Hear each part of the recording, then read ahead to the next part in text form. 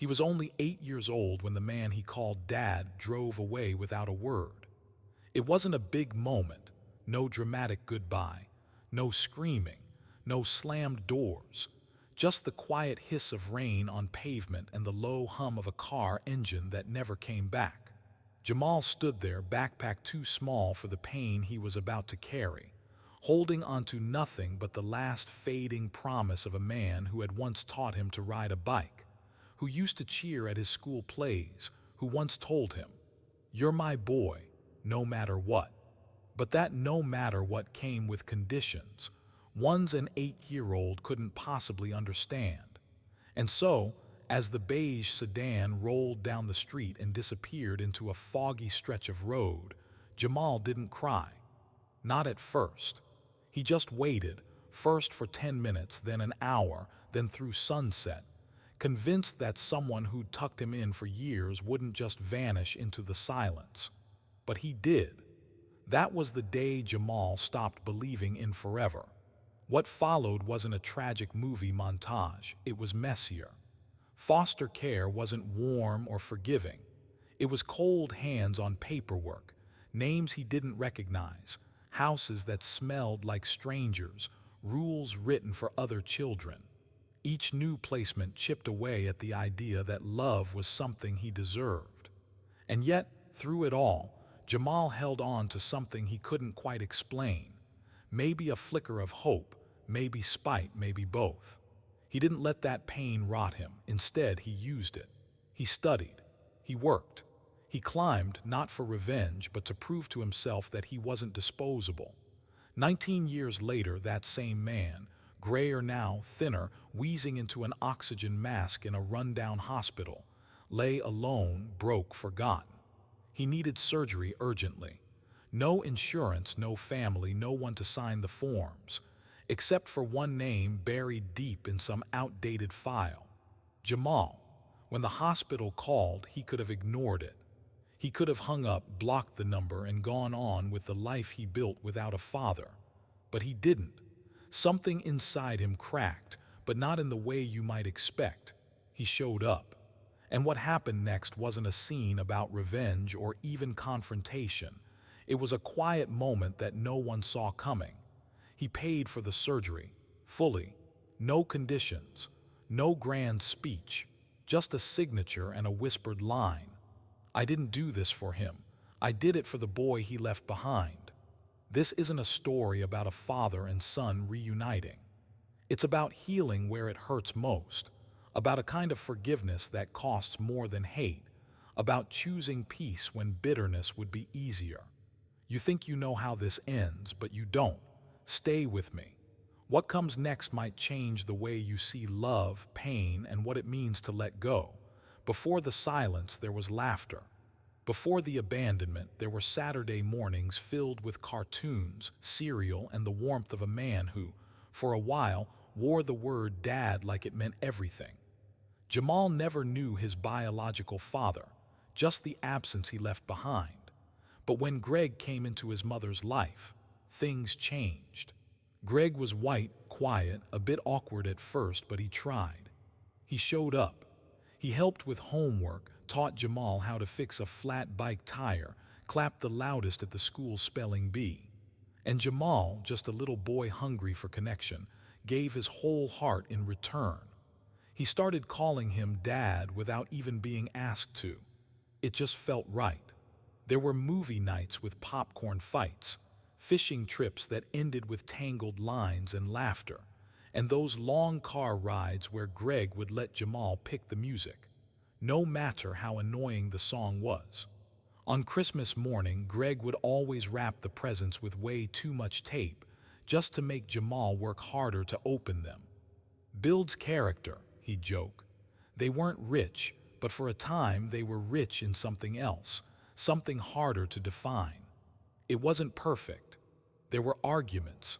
Sometimes Jamal's mom would raise her voice. Sometimes Greg would disappear into himself for hours. But through it all, Jamal believed in the bond they had. Even when Greg and his mother started growing distant, fighting more, laughing less, Jamal held on to what they'd built. He didn't understand adult problems. He only knew that Greg was the first man who ever stayed. So when the divorce came, it shook him, but not in the way you'd expect. He thought, okay, maybe Mom and Greg are done, but Greg's still my dad. Greg didn't say otherwise, at least not right away. For a while, he still came around. A few weekends here and there, a couple of birthday cards, promises to pick you up next Saturday. But those Saturdays became question marks. The calls slowed down. Then one day, without explanation, they stopped altogether. Jamal still remembers the last time they laughed. It was over something silly, a pizza that fell face down on the floor. They'd both burst out laughing, sitting there with sauce on their jeans and tears in their eyes. That moment stuck with him, maybe because he didn't know it would be the last. You see, when someone becomes your everything, you don't prepare for them to become nothing. Jamal didn't know how fragile family really was. He thought love was a promise you made once and kept forever. He didn't know it could vanish without warning, like smoke from a candle blown out too soon. And that's what makes what came later so hard to believe. Because in order to understand why Jamal ever came back to help the man who left him, you have to understand this part first. The love that was real, even if it didn't last. The day Jamal was left didn't come with warning signs.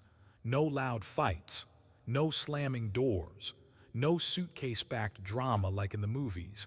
It was quiet, almost gentle. That morning, Greg poured cereal like he always did, sipped his black coffee, stared at the wall more than he looked at Jamal. But that wasn't unusual.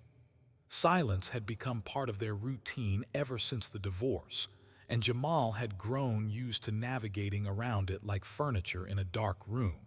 Still, nothing about that morning felt final. Nothing told Jamal it would be the last time he would ride in that car as a son. Greg told him they were taking a different route to school. Shortcut, he said with that short, flat tone that didn't invite questions. Jamal nodded. Why wouldn't he? Kids don't look for lies in the voices they trust. They take detours with faith, not fear. As they drove, Jamal stared out the window. The streets grew unfamiliar, older homes, cracked sidewalks, rusted fences. He shifted in his seat. Where are we? He finally asked, but Greg didn't answer. He just turned the radio up, not loud, just enough to end the conversation. Then he pulled up to a small brick house with chipped paint and an empty porch. He didn't turn off the car. He didn't look at Jamal. You're gonna stay here for a little while, he said, reaching into the back seat for Jamal's backpack. He dropped it on the sidewalk, not carelessly, but not gently either. Someone inside knows you're coming. Jamal blinked. Why? What is this place? But Greg just put the car in gear. Be good, he muttered. And then just like that, he drove away. At first, Jamal didn't move. He stood there, backpack at his feet, heart pounding in confusion. Maybe Greg was parking the car around the block. Maybe he forgot something. Maybe this was just one of those things adults do that don't make sense right away but turn out fine later. So he waited. 5 minutes. 10. No car. No return. Just the sound of wind through brittle leaves and the creak of the porch swing. Then the door opened. A woman with tired eyes and soft hands stepped out. You must be Jamal, she said gently, as if reading from a script she didn't write. She ushered him inside, offered him orange juice, asked if he had any allergies. Her kindness was careful, professional. This wasn't family. This was placement. That night, Jamal lay in a twin bed in a room that didn't smell like home, surrounded by unfamiliar walls and silence that didn't belong to him. He didn't cry, not out loud. He just stared at the ceiling, waiting for footsteps that never came. Every pair of headlights that passed outside gave him a flicker of hope. Maybe Greg was coming back to explain everything, to take it all back. But morning came and hope didn't. He tried to tell himself Greg had a reason, that something had gone wrong, that maybe he was just too much or not enough. that maybe being left was something he earned without realizing it. That's what abandonment does to a child. It doesn't just break their heart, it teaches them how to blame themselves for the pieces. And still, beneath all that confusion and hurt, something inside Jamal refused to disappear. A tiny ember, burning, buried, waiting for the air it would need to become fire. He didn't know it yet, but that quiet walk to the porch wasn't the end. It was the beginning of the longest journey of his life, learning how to live with the echo of an engine that never came back. Foster care wasn't a place, it was a system. And once you were in, it didn't feel like living, it felt like being processed. Like you were a number with a face, a file in a drawer, a burden passed around in manila envelopes. Jamal learned this fast. That first home was quiet, stiff, with laminated rules taped to the fridge and a foster mom who called him sweetie, but never really looked him in the eye. Her husband didn't say much, and when he did, it was always about chores. "We're not here to spoil you," he'd grumble. Jamal didn't want spoiling. He just wanted someone to say his name like it mattered. He bounced again 3 months later, then again 5 months after that. Each house had a new set of routines, a new set of strangers, a new bedroom where he'd unpack what little he had and try not to get too attached. He quickly learned the rules of survival.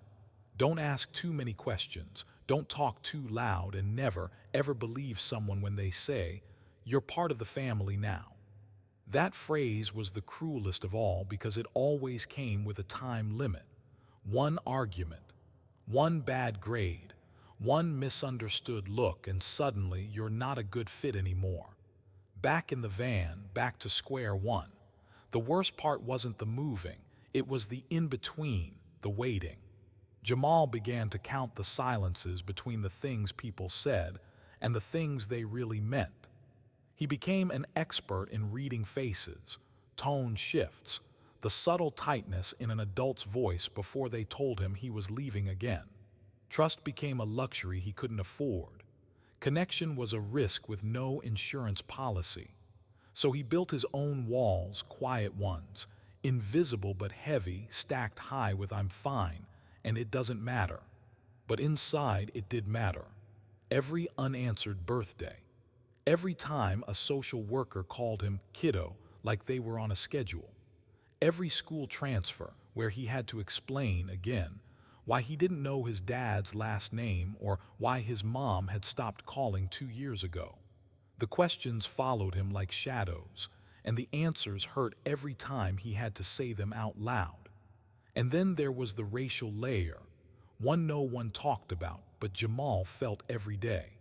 He was a black boy growing up in a system where most of the homes were white, where the food was strange, the hair products were wrong, and the expectations came wrapped in assumptions. Teachers looked surprised when he did well. Caseworkers raised eyebrows when he spoke too proper. In some homes, they praised him for being well-behaved, like it was unexpected. In others, they scolded him harder, faster, as if his skin tone made mistakes less forgivable. He noticed it all. He didn't always have the words for it, but the weight of it settled in his bones. Still, somehow, he didn't harden, not all the way. There was a librarian at one school who noticed how long he stayed after class, how often he borrowed books with no pictures. She never pried, just made sure there was always a quiet corner for him. And once, without saying a word, slipped a copy of the autobiography of Malcolm X into his backpack. That book didn't fix everything, but it planted something, a sense that maybe his story wasn't over, that maybe survival wasn't enough, maybe he could build something. And so, in the quiet hours between being forgotten and being placed again, Jamal started to draw. He wasn't great at it at first, just doodles in the corners of math worksheets, but the lines steadied his hands. They gave him control in a life built on instability. He drew cities he'd never been to, faces he remembered from homes he couldn't forget. His sketchbook became a kind of home, a place no one could kick him out of. That was the beginning of something. He didn't know it yet, but those drawings would one day open doors. Not because someone discovered his talent, but because they taught him the most important thing no one else had. He mattered. Pain doesn't disappear. It doesn't fade like old photos or wash out like grass stains. It lingers, settles, becomes part of the air you breathe. But for Jamal, something changed when he realized he could shape that pain, bend it, mold it, even use it. What began as quiet sketches in the margins of his schoolwork turned into full pages, then notebooks. He didn't draw superheroes or dragons like the other kids. He drew faces, raw, complex, unfiltered. Old foster parents with tired eyes, caseworkers with fake smiles, kids he met along the way who were gone before he learned their last names. His pencil became a weapon, not to fight with, but to remember, to reclaim. By the time he turned 16, Jamal had lived in 7 homes and 3 group facilities. Most kids his age were learning to drive. Jamal was learning how to cook dinner for 6 strangers, how to dodge fistfights in the hallway, how to fall asleep without crying in shared rooms where emotions were considered weakness. And yet, despite all of it, his grades never slipped. Not once. Not because school was easy, far from it, but because it was the one thing he could control. Books didn't judge. Math had rules. Essays didn't ask why your parents weren't around. And if he worked hard enough, no one could say he wasn't trying. He got a part-time job at a corner store during sophomore year. It didn't pay much, but it taught him how to show up, on time, with a smile, even when he was exhausted. The owner, Mr. Patel, noticed Jamal's drawings one night after closing and asked if he could help redesign the flyers for the store. That small gesture, that simple "I see you," meant more to Jamal than any gift he'd received in years. It was the first time an adult had looked at something he created and said, "This has value." That was the moment Jamal began to believe he could have a future, when he built brick by careful brick. Not given, not handed down, built. He started applying to art programs, researching scholarships, working late nights to save for application fees. No one told him how to do any of it. He figured it out the way he'd figured out everything, alone, step by shaky step. But he wasn't completely alone. There was Ms. Renee, his high school counselor, who pulled him aside one day after seeing his portfolio. "You've got something rare," she said, eyes kind but firm. "Not just talent, perspective. That's what changes people." She helped him craft essays, guided him through the college process, reminded him, when rejection letters came, that his story wasn't over. He got in. Not to an Ivy League, not to somewhere glamorous, but to a solid art school with a scholarship that paid just enough. It was more than he ever thought possible. Moving into that tiny dorm room felt like entering a world no one expected him to reach. Not Greg, not the foster system, maybe not even Jamal himself, but here he was, still breathing, still building, still drawing. And in every line he sketched, there was a little boy in a too-big hoodie, waiting on a sidewalk, watching a car drive away. That boy never left him. He fueled him, reminded him, dared him to keep going, not just to survive, but to rise. Jamal didn't succeed in spite of the pain. He succeeded because of what the pain taught him. How to endure, how to see people clearly, how to create something out of what tried to destroy him. It had been years since Jamal had even spoken Greg's name aloud. In fact, he wasn't sure he remembered the sound of his voice. Life had moved on, college, late nights in the studio, sketchbooks filled with stories he couldn't say out loud. He had built something that resembled peace. So when his phone rang that quiet Wednesday afternoon, he wasn't expecting it to be the past. The number was unfamiliar. He almost let it go to voicemail, but something, a flicker, a gut pull, Some whisper of unfinished business urged him to answer. "Hello," he said, distracted, still smudged with charcoal, a half-finished portrait of an aging man staring back at him from the easel. "Is this Mr. Jamal Turner?" A woman's voice asked, calm but clipped. "Yes, who's calling?" There was a pause, then a shift in tone, like the air dropping a few degrees. "I'm calling from St. Vincent's Hospital. You were listed as the emergency contact for a Mr. Gregory Allen." Gregory Allen. The name hit him like a punch he didn't see coming. It took a full second to register, and when it did, his breath caught in his chest. "Excuse me," he said, almost to stall for time. "Gregory Allen," the woman repeated. "He was admitted this morning with respiratory failure. No insurance, no next of kin. Your name was the only one in his records." Jamal didn't speak. His mind raced, not with memories but with emotion he couldn't quite name. Rage, sadness, shock. The room felt smaller suddenly, the air tighter. I haven't seen him in almost 20 years," he finally managed. "Why would my name even be on anything?" The woman's voice softened, though it remained professional. "Sometimes hospitals keep old contact files. It's rare, but you're the only one listed. We need consent for emergency surgery." Without it, her voice trailed off, but the implication hung in the air like smoke. Without it, he might die. Jamal looked down at his hands, trembling, stained black from charcoal, and felt the weight of a decision he never thought he'd have to make. Greg, the man who left him on a porch without looking back. The man who disappeared without a single word of goodbye. And now here he was, broken, alone, and asking for help in the most indirect way possible. He didn't say yes. He didn't say no. He just ended the call, set the phone on the table, and stared at the unfinished sketch in front of him. He hadn't realized it until now, but the face he was drawing, it looked like Greg. Older, worn, hollowed out by time and consequence. Somewhere deep down, some part of him must have known this moment would come. Not the details, not the call itself, but the reckoning, the choice, the turning point. That night he didn't sleep.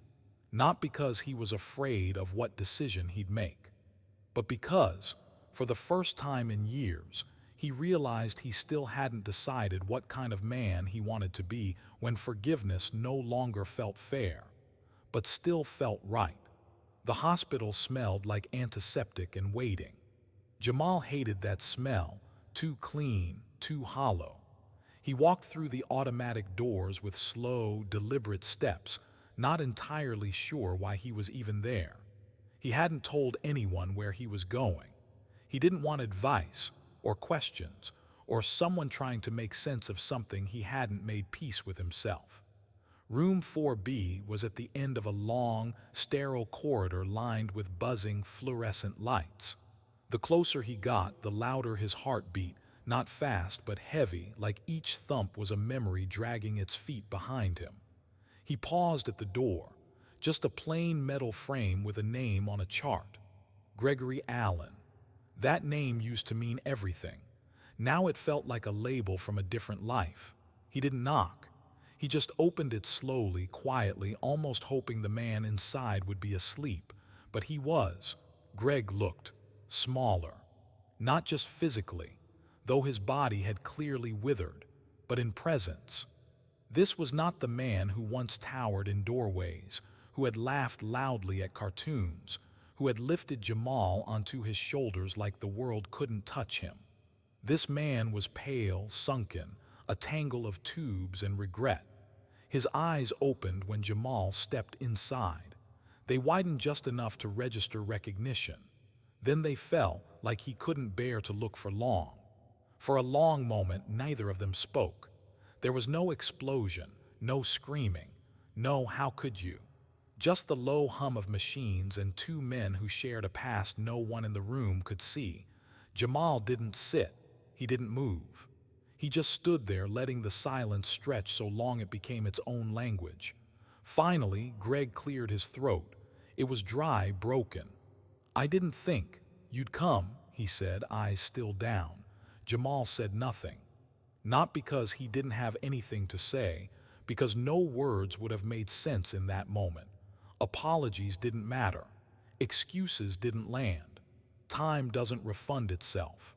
He watched as Greg struggled to speak, then stopped trying altogether. Maybe he thought this was mercy. Maybe he thought silence was safer than truth. Maybe he didn't expect forgiveness. And maybe, for the first time, he didn't want it. Jamal took a step forward, then another. He reached the side of the bed, looked down at the man who'd once been his whole world, and then disappeared from it. "You don't owe me anything," he finally said, his voice calm but sharp. "But you left a boy behind, and I carried him with me every day since." Greg turned his face away toward the window. Whether it was guilt, shame, or just weakness, Jamal couldn't tell. But he didn't press. He didn't need to. The truth had already filled the room. He didn't stay long, just long enough to sign the forms, long enough to see for himself what kind of man his father had become, or failed to become. As he turned to leave, Greg rasped one more word. "Why?" Jamal paused at the door. "Because I remember who I wanted you to be," he said softly, "and I refuse to let that version of you die with hate." And then he walked out, shoulders straight, eyes clear, not just from the hospital, but from the weight of 19 years he no longer needed to carry. Jamal didn't cry after leaving the hospital. He didn't feel relief or victory or even closure. What he felt was something quieter, like a tight knot had loosened, but the ache it left behind still pulsed. He walked home without headphones, without calling anyone, just listening to the city move around him, each footstep echoing questions he couldn't answer. Why did he go? Why did he help? Why did it matter? But deep down, he already knew. It wasn't about Greg, not really. It was about reclaiming something that had been taken from him the day that car drove away. The next morning, Jamal wired the payment for the surgery, every cent of it. No conditions, no contact, no name attached, just a quiet act of mercy delivered through hospital paperwork. When the billing office asked if he was family, he simply said, "Not anymore." And yet, he signed anyway. He didn't do it to repair anything. Nothing could fix 19 years of absence, of birthdays missed, of trust shattered like glass and swept under someone else's rug. He did it because healing sometimes looks like doing what no one expects, not out of weakness, but out of strength. That week, people around him noticed a shift. His friends thought he was tired, maybe overwhelmed with deadlines. But they didn't know what he'd laid to rest, not a man, but a weight. For so long, Jamal had carried a version of Greg inside him. The fun dad, the broken man, the ghost who left. And for just as long, he had tried to decide which version deserved his anger. But now, none of them did. Because none of them could define who Jamal had become. Someone once told him forgiveness was a gift you give yourself. He never understood that, until now. Letting go wasn't about saying Greg was right. It wasn't about saying what happened was okay. It was about refusing to live the rest of his life answering to the wound. He didn't want to carry that pain into his relationships, his art, his future. He didn't want Greg's failure to define his story any longer. When the hospital called days later to say Greg had made it through surgery, Jamal didn't ask for details. He didn't ask to speak to him. He didn't want to thank you. Mercy, when real, doesn't need applause. He hung up the phone and returned to his work, pencil in hand, sketching a new piece, not a portrait of Greg, but of a younger version of himself. 8 years old, sitting on that porch, looking up, waiting. This time, though, the boy wasn't sad. This time the boy was drawing too. Jamal smiled quietly. That was the twist. That was the redemption, not in Greg's survival, but in Jamal's freedom. The past hadn't changed, but it no longer owned him. Mercy wasn't forgetting. Mercy was remembering and choosing peace anyway. What Jamal learned through it all wasn't about fathers or forgiveness. It was about freedom, true freedom. The kind that doesn't come from money or success or revenge, but from refusing to let someone else's failure define who you are. For years, he thought healing would come from confrontation, maybe even apology. But Greg never gave him that, and in the end, he didn't need it. Because sometimes the apology you deserve never arrives, and that has to be okay. Sometimes you have to make peace without permission. What this story teaches, what Jamal's journey reveals, is that healing is not a straight line. It's not a movie moment. It's quiet. It's deeply personal. It happens when no one's watching, when no one claps, when you choose to put down the weight you've carried for so long that it feels like part of your spine. Jamal didn't forgive Greg because Greg was sorry. He forgave him because he was tired of bleeding from a wound someone else gave him. And maybe that's the real lesson here. That forgiveness isn't weakness, it's power. It's choosing to move forward even when no one makes it easy. It's saying, I'm not giving you control over my joy, my peace, my future, not anymore. And most of all, it's for you, not for them. So many people walk around carrying invisible betrayals. A father who walked away, a friend who lied, a love that failed. They wear it like armor, not realizing it's rusting from the inside out. Jamal's story is a reminder that you can set that armor down, that you can walk lighter, that you can choose to break the cycle even if it broke you first. And no, it doesn't mean forgetting. It doesn't mean excusing. It just means you're done giving the past your energy. You're choosing yourself instead. When Jamal paid for that surgery, he didn't rewrite history. He rewrote his relationship to it. He turned a moment of abandonment into a moment of power, not because it was fair, but because it was freeing. That is what forgiveness really is, the final act of self-respect in a story full of loss. Maybe you're holding something too. Maybe you've been left, disappointed, betrayed. And maybe you've been waiting, like Jamal did, for someone to come back and make it right. But what if you get to be the one who moves forward? What if the peace you're waiting for is a decision, not a gift? That's the message Jamal leaves us with. You can choose mercy not because they deserve it, but because you do. You can choose to live free. So now the question lingers, not about Greg, not even about Jamal, but about you. What weight are you still carrying in the quiet parts of your heart? What pain have you tucked away so neatly that even you stopped noticing it? Maybe it's the parent who disappeared, the friend who betrayed you, the goodbye that never came. Maybe it's a wound no one can see, but one that still shapes how you speak, how you trust, how you move through the world. If you've been waiting for an apology that never arrives, for justice that's long overdue, for closure tied up in someone else's hands, this is your reminder. You don't have to wait anymore. You have the power to free yourself. Just like Jamal did. He didn't forgive because it was easy or because Greg asked for it. He forgave because he was tired of letting that moment in the past control every moment after. He chose mercy, not because the other person deserved it, but because he did. And maybe that's the message we're left with, that peace isn't always loud. Sometimes it's silent, it's private. It's walking out of a hospital room without needing anything in return. It's paying the debt, not for them, but so you can stop feeling like you owe anything to the pain. That kind of healing doesn't come from revenge. It comes from courage.